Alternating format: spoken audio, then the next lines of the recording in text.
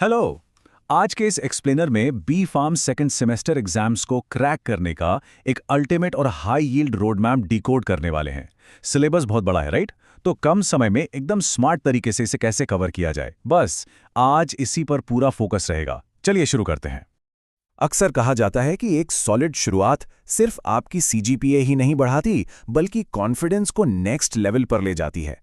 जरा सोचिए, अगर इसी सेमेस्टर में बेसिक्स और फंडामेंटल्स एकदम स्ट्रांग हो गए तो आगे थर्ड या फोर्थ सेमेस्टर में मेहनत आधी रह जाएगी।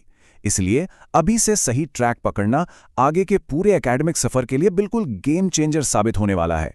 तो इस एक्सप्लेनर का एजेंडा क्या है, फटाफट देखते हैं। सबसे पहले ऑर्गेनिक केमिस्ट्री मास्टर क्लास, फिर बायोकेमिस्ट्री के एसेंशियल्स, उसके बाद पैथोफिजियोलॉजी का पूरा ब्रेकडाउन और लास्ट में कुछ ऐसी विनिंग एग्जाम स्ट्रैटेजीज जो सच में काम आती हैं।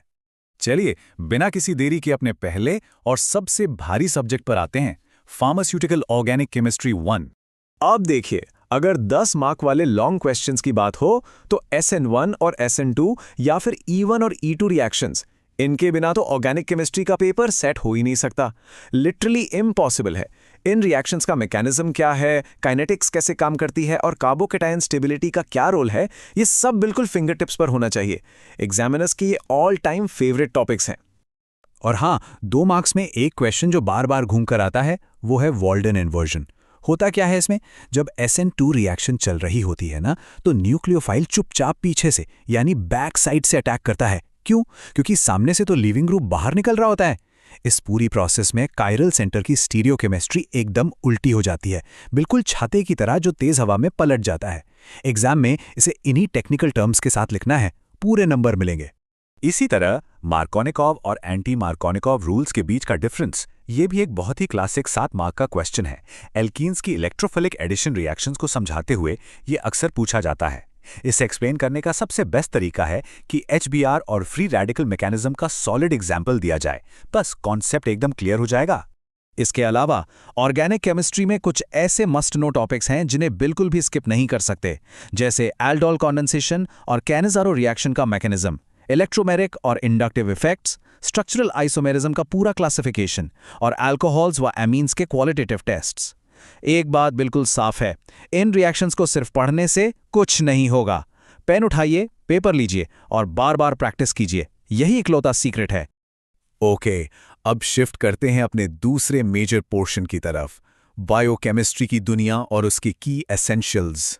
बायोकेमिस्ट्री की जब भी बात होती है तो ये big 3 pathways, glycolysis, citric acid cycle जिसे हम TCA भी कहते हैं, और यूरिया साइकिल, ये एकदम रटे हुए होने चाहिए। और हाँ, सिर्फ स्टेप्स याद करने से काम नहीं चलेगा। इनकी एनर्जेटिक्स क्या है, मतलब कितने ATP बन रहे हैं, इनका बायोलॉजिकल सिग्निफिकेंस क्या है और इनसे जुड़े मेटाबॉलिक डिसऑर्डर्स कौन-कौन से हैं, ये सब कवर करना बहुत ज़रूरी है।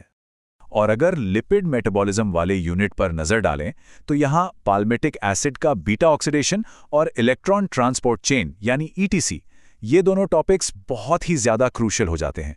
ये सीधे सीधे 10 मार्क वाले हैवी वेट क्वेश्चंस हैं, इसलिए तैयारी करते समय ये दोनों टॉपिक्स आपके मेन टारगेट लिस्ट में सबसे ऊपर होने ही चाहिए। एक और बहुत ही कॉमन सवाल जो लगभग हर एग्जाम में छपता है वो है नॉर्मल और डायबिटिक ब्लड ग्लूकोज लेवल्स के बीच का डिफरेंस। देखिए, जब भी डायबिटीज मेलिटस पर कोई लॉन्ग आंसर लिखना हो ना, तो शुरुआत हमेशा इसी बेसलाइन डिफरेंस से करनी चाहिए। इससे एग्जामिनर को तुरंत समझ आ जाता है कि कॉन्सेप्ट्स बिल्कुल क्लियर हैं। चलिए अब आगे बढ़ते हैं अपने तीसरे सबसे इंटरेस्टिंग सब्जेक्ट पर, पैथोफिजियोलॉजी और एनाटॉमी। यहाँ पर एक बहुत ही मज़ेदार और काम की बात नोटिस करने वाली है। पूरे सिलेबस में सबसे ज़्यादा हाई यील्ड एरियाज कौन से हैं? वो हैं कार्डियोवैस्कुलर, रेस्पिरेटरी और रीनल सिस्टम्स। मतलब दिल, फेफड़े और किडनी से जुड़ी बीमारियों पर ही एग्जाम में सबसे ज़्यादा वेटेज रहता है। तो फोकस कहाँ करना है, ये बिल्कुल साफ है। पैथोफिजियोलॉजी के अगर टॉप 10 मार्कर्स की लिस्ट बनाएं तो myocardial infarction, congestive heart failure, asthma और रीनल फेलियर, इन सबको एकदम पक्का कर लेना है। और यहाँ एक गोल्डन रूल हमेशा याद रखना है, जब भी कोई लॉन्ग आंसर लिखें तो बीमारी का स्टेप बाय स्टेप मैकेनिज्म और उसके सिम्टम्स प्रॉपर हेडिंग्स डालकर जरूर एक्सप्लेन करें। मार्क्स कटने का कोई स्कोप ही नहीं रहेगा। इसके बाद अगला बड़ा फोकस होना चाहिए हेमाटोलॉजिकल सिस्टम यानी खून से जुड़ी बीमारियों पर और नर्वस सिस्टम यानी ब्रेन और नर्व्स वाले डिसऑर्डर्स पर। स्कोरिंग के नजरिए से देखा जाए तो ये सेक्शन भी किसी खजाने से कम नहीं है।